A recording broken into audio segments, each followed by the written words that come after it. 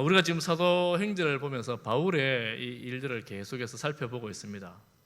바울의 행적들을 쭉 쫓아가면서 살펴보고 있는데 정말 고되고 힘든 걸음이었잖아요. 바울은 포기하지 않죠. 계속 그 길을 이렇게 끝까지 걸어가려고 아주 고군분투를 합니다.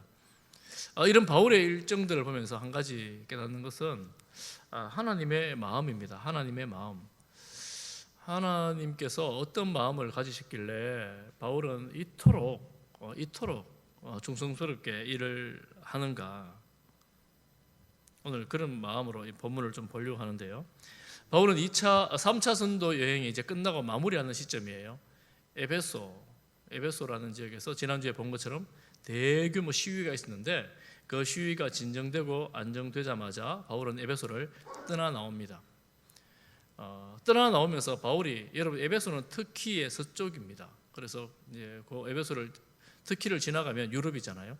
그러면 지금 예루살렘으로 오려고 하는데 그럼 다시 동쪽으로 이렇게 쭉 지나오든지 배를 타든지 지중해 배를 타든지 이렇게 와야 되는데 다시 또 더 서쪽으로 마게도냐를 넘어서 예전에 갔던 선교지를 쭉 돌아보면서 이제 가는 여정을 정하는 것을 이제 볼 수가 있습니다. 바울은 이렇게 에베소를 떠나면서 그리고 선교지를 돌아보면서 오늘 1절 2절에 보면, 읽진 않았지만 1절 2절에 보면 반복되는 말이 있는데 성도들을, 제자들을 권면했다 이런 말씀이 있어요. 이런 말로 권면했다. 이 말은 파라클레이시스, 이렇게 이제 말합니다. 파라클레이시스 이렇게 이제 원어가 되어 있는데 이제 권면했다 이런 의미가 있지만 호소, 간청, 위로 그리고 권고 거기에 대해서 간곡하게 타이르다 또 알아듣도록 가르쳐 이르다 이런 의미도 있습니다. 그럼 바울은 에베소 교회를 떠나면서 성도들에게 이런 마음으로 하나님의 말씀으로 간곡하게 말하고 떠났습니다. 그리고 예전의 교회들을 쭉 다니면서 마게도냐 지역이라고 하면 빌립보, 데살로니가 또 베레아 이런 지역들, 전에 2차 전도 여행을 했던 그런 지역들을 쭉 다니면서 이런 마음으로 하나님의 말씀으로 간곡하게 다루기도 하고 격려하기도 하고 위로하기도 하고 이런 마음으로 이렇게 이제 지내오는 겁니다. 하나님의 이 말씀을 가지고 이 성도 개개인을 그리고 이 교회를 세우는 겁니다. 그 당시 여러분 개척했던 교회들이 얼마나 건강하게 힘있게 일어나지는 못했을 거 아니에요. 때로는 힘들고 고되고 어려운 이런 상황에서 어쨌든 말씀을 가지고 이들을 격려하고 힘을 주는 겁니다. 여러분 하나님의 말씀이 여러 번 보았지만 교훈과 책망과 바르게 함과 의로 교육하기에 유익하다 그랬잖아요. 하나님의 말씀이 한 개인을 살리고 세울 뿐만 아니라 교회를, 연약하여진 교회를 강하게 하고 또한 세우는 겁니다. 이 말씀을 권면을 합니다. 그런데 더 적극적으로 사역을 하는 내용이 이제 오늘 이제 본문에도 나오는데 3절에 보면 이 여정으로 쭉 돌아서 헬라 지역, 마게도냐, 아가야, 헬라, 이 그리스를 이렇게 나누거든요. 이렇게 나누는데 아래쪽에 고린도에 가서 석 달을 머물렀다 이렇게 말합니다. 헬라라고 말하는데 이제 고린도라고 봐요. 대부분 다. 이 고린도에 석 달을 머물면서 무엇을 했을까? 고린도 교회는 여러분 이제 고린도 전서를 보면 또 그리고 후서를 보면 교리적인 문제가 있었어요. 교회 안에. 또한 윤리적인 문제, 아주 심각한 오늘날에 들어도 말도 안 되는 윤리적인 문제들이 고린도 교회에 있었습니다. 그 바울이 가서 그들에게 말씀으로 가르쳤을 거 아니에요.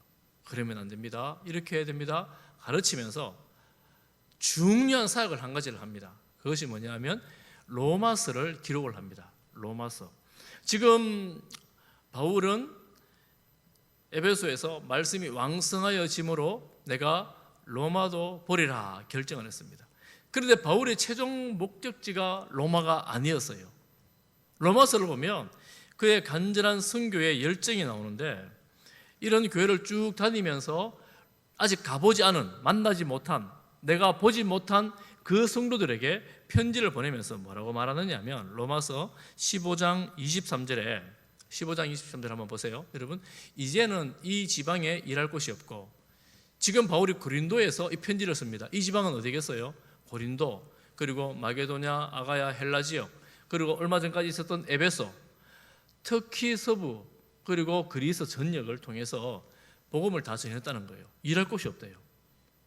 아니, 복음 전할 데가 없었겠습니까? 바울은 그 당시 주요 도시 선교를 했는데 주요 도시들마다 다니면서 복음을 전했고 주요 도시들마다 교회를 세웠습니다. 그리고 그 교회들이 설 수 있도록 쭉 다니면서 이제 사역을 했던 거지요. 그리고 더 이상 내가 여기에서는 일할 도시가 없고, 그리고 뭐라고 말하느냐, 여러 해 전부터 언제든지 스바나로 갈 때에 너희에게 가기를 바라고 있었으니, 스바나는 스페인인데 그 당시 땅끝이라고 얘기할 만큼 먼 지역이었습니다. 그 지역으로 내가 갈 목표를 가지고 있는데 어디로 먼저 간다고요? 너희 로마에 가기를 바라고 있었다, 이렇게 말합니다. 로마에 왜 가려고 했던가? 24절에 보면 이는 지나가는 길에 너희를 보고 먼저 너희와 사귐으로 얼마간 기쁨을 가진 후에 너희가 그리로 보내주기를 바람이라, 이렇게 말하죠. 바울은 지금 한 번도 만나지도 않았고 세우지도 않았던 그 교회에 내 최종 목적지는 스페인인데 너희들이 가서 만나서 교제하고 나서 너희가 나를 스바나로 파송해 주기를 요청하는 겁니다. 여러분 참 대단하지 않습니까? 아무리 바울이 유명한 사도이긴 하지만 자기가 스스로 세운 교회도 아닌데 그 교회가 자신을 저 스페인 먼 땅으로 파송해 주기를 요청하면서 이 로마서를 쓰고 있다는 거예요. 사실 로마서는 이게 핵심은 아닙니다. 그렇지만 굉장히 중요한 내용이죠. 내가 왜 로마서를 쓰고 있는가? 중요한 내용이잖아요. 핵심은 우리가 잘 아는 것처럼 복음 중에 복음, 복음 중에 복음. 여러분, 로마서를 어떤 분들은 신학자는 이렇게 말합니다. 반지가 있으면 이 반지의 보석이, 성경이 반지면 반지의 보석이 로마서다, 이렇게 말하는 사람이 있습니다. 그만큼 중요한 복음에 충실한 로마서를 그 문제가 많은 고린도 교회에서 쓰면서 이것을 쓰는 것이 내가 너희들이 가서 전할 뿐만 아니라 나를 파송해 주기를 원한다, 이런 마음으로 쓰고 있습니다. 여러분, 바울의 이런 사역들을 보면 다니면서 말씀으로 권면하고 세우고 또 이들을 통하여서 자기의 사역을 더 확장시켜 하나님의 나라에 일할 수 있도록 동력하기를 요청하는 거죠. 제가 이 말씀을 보면 오늘날 이제 저희들의 신방을 생각해 봅니다. 요즘 우리가 코로나 이후에 신방을 못한 지가 꽤 오래되었는데, 여러분 신방하면 어떻게 합니까? 말씀으로 격려하고 권면하고 교훈하고 또 같이 기도하고 이런 시간을 갖지 않습니까? 이런 말씀의 격려와 위로를 통하여 함께 하나님 나라를, 우리 성도들과 함께 하나님 나라를 세워가고 함께 말씀으로 마음을 모아가는 그런 사역을 바울이 그 당시에 이렇게 했다 하는 겁니다. 했다는 거예요. 우리도 빨리 신방할 수 있는 여건이 회복되기를 간절히 바랍니다. 신방하는 게 얼마나 좋은지 몰라요. 함께 삶을 나누고 함께 말씀을 나누는 게 얼마나 좋은지 몰라요. 바울은 또한 그곳에서 로마서를 썼다라는 것은 내가 갈 수 있는 곳에는 가서 말씀으로 권면하고 못 가는 곳에는 편지를 써서라도 내가 너희를 말씀으로 세우겠다고, 이런 의미가 있는 거죠. 그럼 바울은 말씀에 사로잡혀가지고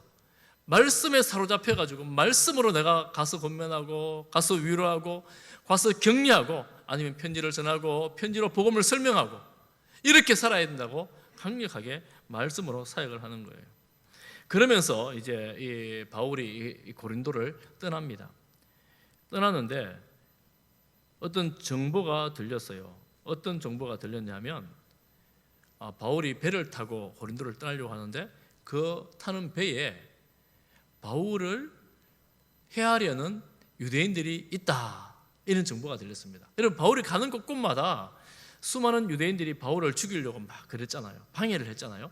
그런 유대인들이 배를 함께 타고 가려한다, 이런 정보가 들렸습니다. 여러분, 배 타고 가다가 만약에 바울을 죽이려는 유대인 다수가 있으면 뭐 꼼짝 없잖아요. 어떻게 해가지고 바다 던져버리면 끝이잖아요. 바울은 어쨌든 그래서 배를 타는 것을 포기하고 어떻게 하느냐면 육로로 다시 그 길을 거슬러 마게도냐까지, 그래서 이제 북부까지 해서 다시 거슬러 올라갑니다. 여정을 바꾸어 갑니다.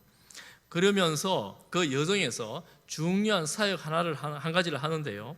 그 사역을 통해서 사람 동역자들이 4절에 보면 한 9명 정도 되는 동역자들이 함께 만나게 됩니다. 로마서 15장 25절에 어떤 사역이냐? 15장 25절에 보면 이렇게 말하죠. 그러나 이제는 내가 성도를 섬기는 일로 예루살렘으로 가노니. 고린도에서 이제 이런 예언을 쓰고 있어요. 예루살렘으로 간다. 어떤 일로요? 성도를 섬기는 일. 그것이 무엇이냐? 15장 26절 우리 같이 한번 보겠습니다. 로마서 15장 26절입니다. 시작. 이는 마게도냐와 아가야 사람들이 예루살렘 성도 중 가난한 자들을 위하여 기쁘게 얼마를 연보하였음이라. 바울은 마게도냐 지역의 교회들을 쭉 다니면서 신방하면서 위로하면서 격려하면서 그 교회들이 예루살렘 성도들을 위해서 헌금하였다는 사실을 말씀을 밝히고 있습니다. 왜 헌금했느냐? 예루살렘 성도들 중에서 가난한 사람들이 있다는 거예요. 예루살렘 교회는 여러분 사도행전 2장에 보면 얼마나 큰 교회입니까? 핍박으로 다 흩어져 버렸어요. 그리고 기근이 왔어요. 그럼 예루살렘 안에 그 교회가 과거의 그 명성이 사라지고 너무너무 가난하고 힘들게 된 거예요. 사실은 복음의 그 원교회라 할 수 있는 그 교회가 너무 힘들어진 거예요. 누가 돕습니까? 개척 교회들이 바울이 개척한 선교지의 개척 교회들이 이 모교회를 돕는 거예요. 여러분 참 놀라운 일 아닙니까? 대단한 일이지요. 이런 일들이 그 당시에 벌써 있었습니다. 아, 교회가 서로 돕고 헌신하여 사역하는 것이 얼마나 중요한가 하는 것을 보게 되지요.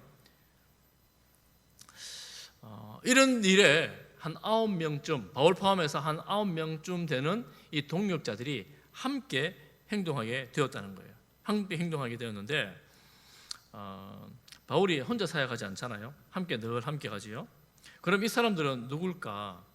각 교회에서 헌금을 하고 정말 믿을 수 있는 사람, 이 헌금에 대해서 책임질 수 있는 사람, 그런 사람들을 뽑아가지고 각 교회 대표들로 해서 이 예루살렘 방문단을 구성을 하는 겁니다.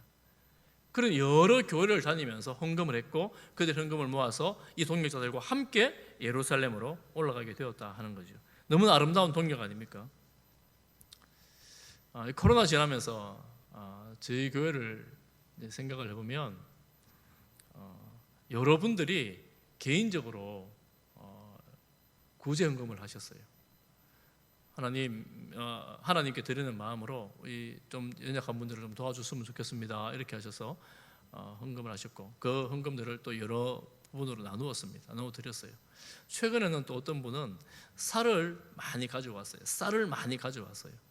그리고 이 쌀을 좀 나눠 달래요. 필요한 분들에게. 그래서 또한 필요한 분들에게 이렇게 또 나누어 드렸습니다. 너무너무 감사하고 너무너무 고맙잖아요. 교회가 힘든 사람들을 구제하고 돕는 사역들을 해야 되는데 성도님들이 자발적으로 이 일에 동참하고 헌신해서 함께 나눌 수 있는 것이 얼마나 감사한지요.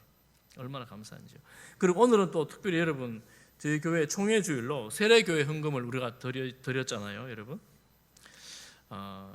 총회 주일 헌금을 세례교회 헌금을 드리는 것은 개교회가 하지 못하는 일들, 예를 들면 목회자를 양성하는 일, 특수한 선교하는 일, 그리고 미자립 교회를 세우는 일들, 이런 일들에 대해서 총회가 주관해서 감당하게 됩니다.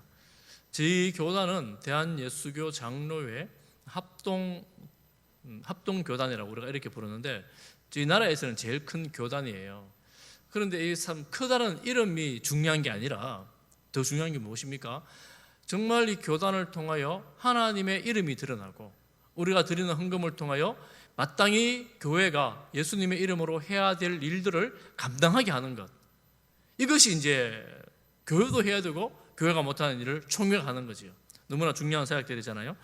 오늘 우리가 헌금을 드렸지만 이 헌금을 통해서 총회가 이런 일들을 잘 감당할 수 있도록 여러분 기도해 주시기를 바랍니다. 또 기도하는 마음으로 여러분 헌금을 하실 때에 정말 유익한 그런 헌금이 될 것입니다. 이런 일에 여러분 함께 동역하면 얼마나 마음이 기쁘겠어요. 얼마나 마음이 즐겁겠습니까? 하나님께서 기뻐하는 일을 온 성도들의 마음을 모아 온 교회의 마음을 모아서 일할 수 있다고 생각해 보세요. 얼마나 흥분되는 일입니까? 바울은 이런 동역자들과 함께 이런 일들을 이루어 나가고 있었던 거예요. 그러면서 이들이 드로아라는 지역에서 다 함께 모였습니다. 드로아라는 지역이 우리에게 정말 중요한, 오늘날 우리에게 너무나 중요한 이제 교훈을 주는 지역인데, 드로아라는 지역에 모였어요. 이 지역에서 어떤 일들이 일어나는가? 여러분 7절 한번 보십시오. 7절. 일주일을 머무는데요, 그 주간의 첫날에 드로아에 있는 성도들과 그리고 이 바울의 동역자들이 다 함께 모였습니다. 여러분, 주간의 첫날이면 오늘날 무슨 요일일까요?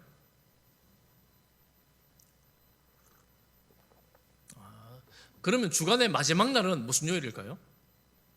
토요일이죠. 토요일. 주간의 첫날은 일요일입니다. 유대인들은 안식일을 지키기 때문에 토요일은 무조건 쉽니다. 안식일을 철저히 지키지요. 이들은 유대인들을 주축을 하는 공동체인데, 유대인들이 주축이 된다면 안식일에 모였을 거예요. 어제. 그리고 오늘 일요일에 또 모인 거예요. 또 모여서 뭔가를 합니다. 이 본문이 굉장히 중요한 이유는, 그러면 초대교회 때 일요일 교회 모임이 이미 시작되었다 하는 것을 우리에게 가르쳐 주는 아주 중요한 교훈이에요. 정기 모임이 시작되었다. 여러분, 왜 주일 주간 첫날에 모였을까요? 어제 안식일에 모였는데 왜 또 모였을까요? 주간 첫날에 무슨 일이 있었습니까? 안식일 후 첫날에 무슨 일이 있었어요? 예수님께서 살아나셨죠. 예수님께서 살아나셔서 그때 이후로 아마 이 초대교회는 주간 첫날 주일 모임을 시작했다라고 볼 수가 있습니다. 그리고 이미 이 모임이 이런 선교지에까지 정례화된 모임으로 모이고 있었다, 이렇게 볼 수가 있습니다. 왜 이게 중요하냐면, 여러분 요즘 또 있는데요, 여러분 근들바위 근처에 하나님의 교회라는 교회가 있잖아요. 하나님의 교회는 이제 우리가 이단으로 봅니다. 이단이고, 또 여러 이단들이 성경에 보면 안식일을 지켜야 된다 그러는데 왜 로마가 지정한 일요일에 예배를 드리나? 이거 잘못된 거다. 안식일 토요일을 지켜야 된다, 이렇게 주장을 합니다. 실제로 기독교가 공포가 되면서 로마에서 일요일을 공휴일로 지킵니다. 300 몇 년이죠. 그때 지킵니다. 그런데 사실은 엄격히 말하면 그게 잘못된 건데, 300 몇 년의 주일부터 모인 게 아니라 이미 100년도 되기 전에 이미 주일에 초대교회가 모이기를 시작했다는 거예요. 왜 주일에 모이는가? 오직 주님의 부활을 기념하여. 그 당시에는 여러분 일요일이 쉬는 날이 아니었어요. 쉬는 날이 아님에도 불구하고 이 성도들이 주님의 부활을 기념해서 그날 모여서 예배를 드렸다는 겁니다. 제가 어릴 적에 보면 왜 안식교라고 여러분 있잖아요. 안식교 다니는 친구들은 토요일에 학교를 안 와요. 지금은 토요일 애들이 학교를 안 가지만 제가 어릴 때는 토요일에도 학교를 다 왔었잖아요. 그런데 그 친구는 나중에 알고 보니까 중학교는 아예 안식교 중학교를 따로 가더라고요. 고등학교도 안식교 고등학교가 따로 있어요. 그런데 토요일 아예 학교를 아주 행사를 하지 않습니다. 그러니까 이게 성경을 보면서 주일 모임에 대해서, 주일 예배에 대해서 중요함이 여기 있구나. 오늘날 우리가 매주일 모이면서 예배를 드리는 것, 주님의 부활을 기념하고 주님의 부활을 소망하며 주일 예배를 드리는 겁니다. 여러분 오실 때 주일 예배 드릴 때마다, 그래 나는 오늘도 부활해, 나도 오늘도 주님의 부활로 내 심령이 살아날 거야, 이런 마음으로 예배 드리시기를 바랍니다. 주일 예배가 굉장히 중요하죠. 그리고 이 첫날에 대한 중요성과 또 한 가지는 예배에 대한 중요성인데, 여러분 7절을 보면, 다시 한번 7절을 보면 여러분 보세요. 우리가 떡을 떼려 하여 모였다, 이렇게 말하죠. 떡을 떼는 게 무슨 의미일까요? 왜 떡을 떼기 위해서 모였을까요? 이게 무슨 의미일까요? 만약에 밥을 먹는다 그러면 식탁을 나누었다 이렇게 하든지, 저녁에 함께 만찬을 했다든지 이런 식의 표현을 쓸 텐데, 왜 떡을 뗀다는 표현을 썼을까요? 이 표현은 성찬식을 말합니다. 예수님께서 떡을 떼어 주시며 가라사대 이렇게 하셨잖아요. 성찬식을 말합니다. 그러면 그 당시 초대교회의 예배는 성찬식이 시작이었습니다. 성찬식이 굉장히 중요한 의식이었습니다. 여러분, 우리 교회가 가지는 은혜의 방편 가운데에서, 은혜를 경험할 수 있는 방편 가운데서 중요한 것이 성찬식입니다. 우리는 예수님의 십자가, 부활, 성경 말씀을 다 말로 설명하잖아요. 그런데 성찬식은 눈에 보이는 은혜의 방편입니다. 예수님께서 친히 십자가 죽으신 것을 기념해서, 살을 찢어주신 것을 기념해서 떡을 떼줍니다. 이게 예수님의 살이다, 받아 먹어라, 이렇게 말하죠. 그리고 잔을 부어서 나눠주면서 이거 예수님이 흘려주신 피다, 마시라, 이렇게 말하죠. 우리가 그 성찬식을 보면서 주님의 찢어주신 살, 흘려주신 피를 내 몸으로 실제로 체감하고 먹고 마시면서 내가 거기에 동참하여 주님과 한 몸이 되는 거예요. 한 몸이 되는 겁니다. 눈에 보이는 은혜의 방편이 바로 성찬식입니다. 얼마나 놀라운 일입니까? 그래서 그 당시에는 이런 성찬식을 시작하면서 저녁 식사까지 같이 먹었어요. 그래서 성찬과 애찬이 동시에 이루어졌는데 초대교회는 그렇습니다. 그리고 역사가 지나가면서 이 성찬과 애찬이 분리가 됩니다. 그 당시에는 그러면 이 성찬식이 주님의 몸을 기념하면서 성찬식을 하면서 또 저녁을 먹으면서 예배가 이미 시작된 겁니다. 성도들이 오늘날 여러분 함께 식사를 하는 게 굉장히 중요해요. 주일날 요즘 우리가 먹지를 못하는데 함께 먹는 게 굉장히 중요합니다. 너무너무 중요해요. 예배는 이렇게 성찬식이 너무나 중요하다라는 사실을 꼭 기억하고, 우리가 코로나 때문에 지금 성찬식을 못한 지가 꽤 되었는데 어떻게든지 빨리 성찬식을 좀 할 수 있도록 하나님 은혜 베풀어 주시기를 소망합니다. 그리고 예배에 또 중요한 것 한 가지가 있죠. 바울이 강론을 합니다. 강론은 이제 우리가 흔히 이제 설교했다 이렇게 볼 수가 있죠. 그런데 이 강론이라는 말이 대부분의 번역에서는 이제 설교했다, 강론이라는 의미로, 이제 설교라는 의미로 번역을 했는데, 어떤 번역에 보면 올해 이야기를 했다 이렇게 번역해 놓은 데가 있습니다. 그게 뭐냐 하면 이 강론이라는 말의 원어의 뜻에 토론하다 이런 의미가 있어요. 지금 바울은 이날 밤에 밤새도록, 날이 새도록 어쨌거나 이들과 함께 있습니다. 잠을 자지 않아요. 그럼 밤새도록 설교만 했을까? 그렇지 않다고 보는 거죠. 설교하고 함께 하나님의 말씀을 나누고 함께 이야기를 하고 함께 토론을 하고 이런 시간을 이때 가졌다 이렇게 볼 수가 있습니다. 여러분 아마 오랫동안 신앙생활 하신 분들, 과거에 부흥회 참석해 보신 분들은 아마 부흥회 저녁에 시작을 하면 한 8시쯤 시작해서 10시가 기본이잖아요. 10시 전에 마치는 부흥회는 제가 보지 못한 것 같아요. 그리고 좀 더 길게 가면 11시 뭐 이런 부흥회들이 많이 있었습니다. 그런데 오늘 본문에는 날이 새기까지 이제 집회를 합니다. 어떤 시기든 집회를 해요. 우리가 이제 한 가지 교훈을 얻습니다. 그러면 오늘날 교회가 어떻게 이 말씀에 대해서 좀 구체적인 적용을 해볼 수 있을까?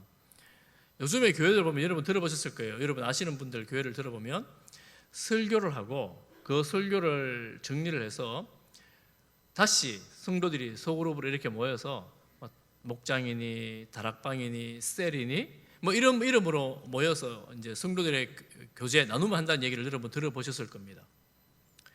사실은 이 드로아에서의 이 밤이 바로 그런 시간이었을 것이다 이렇게 볼 수가 있어요. 바울이 설교를 하고 그 설교를 가지고 혹은 성도들의 어떤 문제를 가지고 함께 이야기하면서 함께 기도해주면서 함께 교제했을 것이다 이렇게 볼 수가 있습니다. 시간이 날이 새기까지 계속한 거예요. 여러분 교회의 또 다른 이름 한 가지가 뭐냐면 성도의 교제입니다. 교회가 무엇이냐? 예수 그리스도의 몸 그리고 성도의 교제, 또 지어지가는 건물, 성도의 교제입니다. 여러분 사도신경에 보면 우리가 늘 고백하는 게 있습니다. 성도가 서로 교통하는 것과 바로 이겁니다. 교통이 교제예요. 주님의 몸된 교회는 성도의 교제, 교통을 통해서 건강하게 세워집니다. 그래서 나 혼자서 신앙생활 잘할 수 있다는 것은 바른 성경이 이해가 안 됩니다. 아무도 필요 없어. 나는 나 혼자 잘할 거야. 이게 불가능하다는 얘기예요. 뭐 특별하게 예를 들어서 홀로 떨어진 곳에 있다든지 아무도 없는 무슬림족이 혼자 있다든지 이러면 어쩔 수 없이 혼자 있어야 되지만 어쨌든 교회는 모여야 되고 믿음의 교제를 나눠야 되고 믿음의 교제의 핵심은 하나님의 말씀이 되어야 된다 하는 겁니다. 그래서 우리 교회가 어쨌든 성도의 교제를 더하려고 소그룹을 시작을 했는데 이 소그룹이 잘 안 되잖아요. 지금 코로나 때문에 어렵잖아요. 여러분 어떤 시기든 여러분 성도 교제가 여러분 가운데 있어야 돼요. 나는 나 혼자 잘할래, 나 혼자도 충분해. 여러분 이게 잘 안 돼요. 그렇지 않습니다. 성경적으로. 그래서 혼자서 하나님과 만나는 시간이 반드시 필요하지만 또한 반드시 성도의 교제가 필요하다라는 사실을 알고 여러분 교제를 나누시기를 바랍니다. 지금 우리가 원래는 만나지 못하게 하니까 어쨌든 카톡으로라도 말씀을 함께 읽고 말씀을 나누고 또 내 생각을 나누고 또 더 나아가서 기도 제목까지 나눌 수 있으면 함께 기도해 주고 이 온라인으로도 우리가 함께 모일 수 있다면 모여서 믿음의 교제를 나누는 그런 한 해가 되기를 바랍니다. 그래서 구역 전도회가 함께 힘을 써서 어쨌거나 우리 성도 간의 교제가 되어지는 그런 교회가 될 수 있도록 또 그런 교제들이 하라고 해서 하는 게 아니라 자연스럽게 여러분 성도들 간에 만나면서 이런 믿음의 교제들을 여러분 할 수 있기를 축복합니다. 왜냐하면 그것이 나를 살려요. 나를 새롭게 합니다. 우리 각자를 새롭게 합니다. 다 혼자 갇힌 신앙생활이 아니라는 거예요. 여러분 그런데 요즘 시대는 어떤 시대가 되었습니까? 제일 좋은 설교가 어떤 설교예요? 짧은 설교. 모임도 기독교 모임도 긴 거 싫어해요. 다 짧아야 돼요. 한번 말씀드리겠죠. 여러분 요즘 애들이 틱톡이라는 게 있는데 15초 동영상을 보는데요. 15초 만에 아이들이 더 볼지 안 볼지를 끝내버려요. 끝이에요. 15초가. 그런데 그 틱톡이라는 앱이 폭발적으로 인기가 많습니다. 정말 많은 사람들이 그 영상 15초짜리 영상을 보면서 웃기도 하고 울기도 하고 감동하고 그러는 거예요. 요즘 시대는 길면 인기가 없어요. 참 이 짧게 하는 것도 참 쉽지 않은 일이에요. 인기가 없는 시대가 되었는데 기독교 모임도 그렇지요, 기도회도 그렇지요, 설교도 그렇지요. 다 짧게 하는 거예요. 다 짧게. 속성으로 하면 좋지요.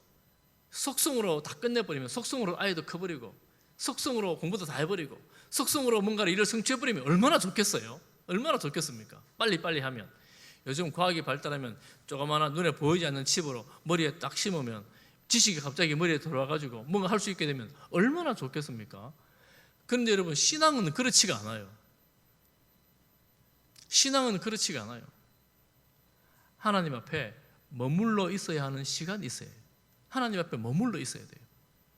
기도가 속성으로 짧게 끝낼 수 있으면 얼마나 좋겠어요? 그런데 그렇지 않아요. 하나님 앞에 머물러 있으면서 하나님의 말씀을 기다려야 돼요. 말씀을 묵상하면서 하나님의 뜻을 더 추구하며 하나님 앞에 나아가야 됩니다. 때로는 하나님께서 말씀하여 주실 때까지 기다려야 돼요. 또 깊은 기도에서 때로는 부르짖어야 합니다. 여러분 신앙은 이런 시간이 반드시 필요합니다. 반드시 필요해요. 그리고 여러분 이 속성이 유행하는 이 시대에 여러분 하나님 앞에 가만히 머물러 있는 시간 또 말씀을 묵상하고 말씀을 듣는 시간이 여러분의 삶 가운데에 따로 떼어져 있기를 축복합니다. 만들어야 돼요. 여러분 너무너무 바쁘잖아요. 얼마나 바쁜 시대를 살아가고 있습니까? 그런데 내가 너무 바쁘기 때문에 밥을 안 먹지는 않잖아요. 그렇잖아요. 그래서 우리가 바쁠 때에 하나님 앞에 머무는 시간을 따로 떼놓지 않으면 내가 시간 날 때 할게요. 이거는 거의 불가능한 일입니다. 시간 되면 할게요. 이건 못하겠다는 말과 똑같습니다. 왜냐하면 따로 떼놓지 않으면 그 시간을 만들 수가 없어요. 여러분 지금 이 드로아의 밤은 아마 수련회 했던 요즘 말로 하자면 수련회 같은 그런 밤이에요. 부흥회를 지나 수련회. 하룻밤을 꼬박 새면서 말씀을 듣고 말씀으로 교제하면서 함께 위로하고 함께 격려하는 그런 시간이었습니다. 그런데 여러분 이렇게 할 때 모든 사람이 다 집중해가지고 그 말씀이나 교제에 동참하지는 못하지요. 혹 소외되기도 하고 혹 힘들어지는 사람이 있습니다. 여기도 그런 사람이 한 사람이 있었어요. 아마 그 집이 3층 집이었던 것 같은데 3층에서 많은 사람은 모이지 못했을 거예요. 작은 집에 3층에 모였으니까. 여러분, 이날 저녁에 모였는데 공휴일이 아니라 그랬잖아요. 낮에 일하다가 온 어떤 청년이 있었어요. 근데 말씀이 길어지고 교제가 길어지니까 졸리니까 시원한 바람이 들어오는 창틀에 앉았는데, 창틀에 앉아가지고 시원한 바람이 부니까 더 졸리는 거예요. 잠이 들어버렸어요. 그러다가 떨어져 버렸어요. 보니까 죽어버렸어요. 여러분, 이러면 대형 사고가 난 거잖아요. 예배 중에, 수련회 중에 누군가가, 그것도 집회 중에 죽었다고 생각해 보세요. 이거 무슨 말이 되겠습니까? 난리가 나는 일 아닙니까? 바울이 쫓아 내려가 봅니다. 내려가 보면서 10절 말씀해 보면 이렇게 말하죠. 바울이 내려가서 그 위에 엎드려 그 몸을 안고 말하되 떠들지 마라, 생명이 그에게 있다, 이렇게 말합니다.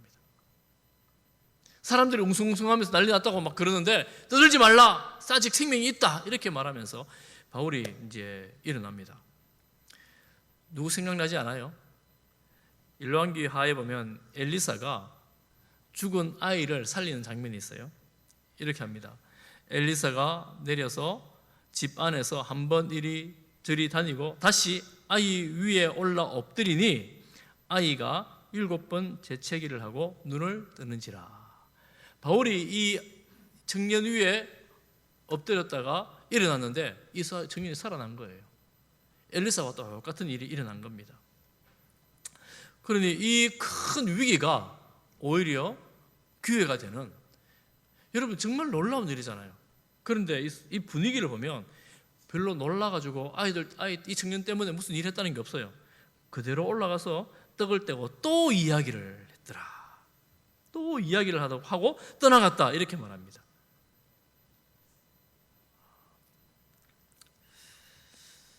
이 말씀의 교제, 성도의 교제, 믿음의 교제 안에서 이런 일들, 저런 일들이 일어나는 것을 우리가 보죠. 사랑하는 성도 여러분, 우리가 이 말씀을 보면서 또 말씀을 묵상하면서 또 말씀을 나누면서 또 우리의 기도 제목들을 서로 이야기하고 나누면서 하나님께서 우리 가운데 역사하시는 그 놀라운 역사들을 좀 보기를 소망합니다. 그리고 우리를 살리는 것, 우리를 새롭게 하는 것이 여러분, 오늘 살아난 일, 죽은 사람이 살아난 일보다도 더 중요하게 기록된 것이 말씀이죠. 이야기하고 나누고 강론하고. 참 우리가 오늘날 이야기가 참 어려운데 그렇게 나옵니다. 그러니 하나님의 말씀에 집중할 때에, 그리고 하나님의 말씀으로 교제할 때에, 하나님의 말씀을 가지고 기도할 때에 이런 일들이 일어나기도 하고 저런 일들이 일어나기도 하고 때로는 일어나지 않을 수도 있어요. 그렇지만 하나님의 말씀이 그 안에 있으면 그 말씀이 우리에게 위로가 되고 소망이 되고 힘이 됩니다. 그 말씀으로 살아가는 사람들이 성도들이지요. 저는 우리 교회 가운데에 이런 말씀의 믿음의 교제가 풍성하게 일어나기를 간절히 축복합니다. 소망합니다. 정말 소망해요. 하나님, 우리 교회 안에 이런 믿음, 말씀 중심의 믿음의 교제가 많이 일어났으면 좋겠어요. 제가 지난 주간 말씀을 준비하면서 이런 마음을 가지고 이제 말씀을 준비하는데, 우리 코로나 전에 계속해서 우리 기초 양육반, 제자반, 사역반 훈련을 했잖아요. 훈련할 때 시작할 때는 기도 제목을 받고 마칠 때는 소감문을 받아요. 아마 쓰신 분들 여기 다 계실 텐데, 마침 정리하다가 소감문 받아놓은 걸 제가 읽게 되었습니다. 그게 이제 짧게는 1년이지만 길게는, 짧게는 6개월이죠. 기초 양육반은 6개월 하니까, 길게는 다 하면 2년 6개월이에요. 2년 6개월입니다. 2년 6개월 동안 함께 했던 사역반 분 소감문을 제가 한번 읽어 드릴게요. 매주 모여서, 물론 방학도 있지만 매주 모여서 말씀으로 가르치고 교제하고 기도 제목을 나누고 이랬던 일들을 할 때 그렇게 마친 소감문입니다. 제가 한번 읽어 드릴게요. 지난 2년 6개월이라는 시간이 어떻게 갔는지 모르게 지났습니다. 하나님을 모르고 교회만 왔다 갔다 한 시간이 이제는 이제는 진정한 하나님의 사랑을 깨닫고 무엇을 해야 하나님을 기쁘게 하는 일인지 조금은 알게 된 것 같습니다. 훈련받을 때는 매일 큐티, 기도, 성경 읽기, 성경 암송, 예습 등 숙제들을 하면서 힘들어했으나 지나고 보니 내게는 하나님을 조금이나마 바르게 알았고 항상 저를 괴롭혀왔던 하나님을 의심하고 의구심이 들었었던 생각이 이제는 없어지고 하나님을 바로 믿게 되었습니다. 그 은혜만으로도 너무 감사합니다. 쉽게 짜증내고 화내던 성격도 없어진 것 같고 모든 것을 선하게 보려고 노력하게 됩니다. 이 훈련을 통해 배우고 익힌 성경 읽고 큐티 기도하는 시간을 계속하면서 하나님과 동행하는 삶을 살 것을 다짐합니다. 아멘. 이런 고백을 소감문에 쓰셨어요. 또 이런 분도 있어요. 제가 짧게 몇 부분만 발췌를 하는데, 전에는 율법에 매여 따라가던 신앙이었다면 이제는 훈련이 몸에 배어 믿음 생활이 마치 기름을 친 것 같이 쉽게 되네요. 또 이런 소감도 있습니다. 그동안 마음속에 품고 있었던 하나님 아버지에 대한 잘못된 생각과 원망, 서운함이 조금씩 사라지고 새로운 아버지의 마음과 뜻을 깨닫게 되었습니다. 또 이런 말씀도, 이런 소감도 있어요. 성경 말씀 속에 생명의 참 진리가 있음을 배움과 또한 훈련 과정을 통해 확신하게 되었다. 순간순간 나 자신을 발견하기도 하고 내 자신이 주님을 잊고 살아왔음을 깊이 생각하는 시간도 되었다. 굉장히 많은데 제가 다 읽지는 못하고 몇몇 분만 이렇게 발췌해서 제가 읽어드렸습니다. 여러분, 지금 이렇게 고백하신 분들 대부분은 열심히, 집에서는 제가 잘 모르겠고요, 열심히 신앙생활을 잘 하고 계십니다. 정말 감사드립니다. 그렇지만 우리가 다 아는 것처럼 여러분, 이 훈련한 지가 벌써 코로나 시간 전, 또 더 전이니까 몇 년이 지났잖아요. 또 제자리로 돌아오기 쉽습니다. 훈련할 때는 열심히 했었는데 너무나 은혜롭고 또 힘겹게 했었는데, 그렇지만 참 이런 고백을 할 수가 있었는데 또 제자리로 돌아오기가 쉽습니다. 제자리로 돌아오는 것을 막는 방법 중에 한 가지가 어떤 분이 고백했던 것처럼 지속적으로 말씀을 읽고 말씀으로 교제하는 겁니다. 신앙의 교제를 지속적으로 갖는 것입니다. 그 말씀이 내 삶에 지속적으로 영향을 주도록 내가 말씀 앞에 머리를 숙이는 거죠. 우리는 본성상 하나님을 떠나는 것이 더 쉬운 그런 사람들입니다. 그래서 하나님 말씀을 읽거나 묵상하거나 하지 않으면 여전히 우리 중심이 되기가 너무나 쉬운 사람들이죠. 사랑하는 성도 여러분, 올 한 해에 정말 하나님 말씀 묵상하고 읽으면서 바울이 권면하고 편지 쓰고 강론하고 토론하고 했던 것처럼 우리도 하나님 말씀하고 가까이에서 묵상하고 읽고 때로는 필사하면서 이 말씀이 나를 이끌어가는 것을 여러분 경험하는 복된 시간 되기를 간절히 바랍니다.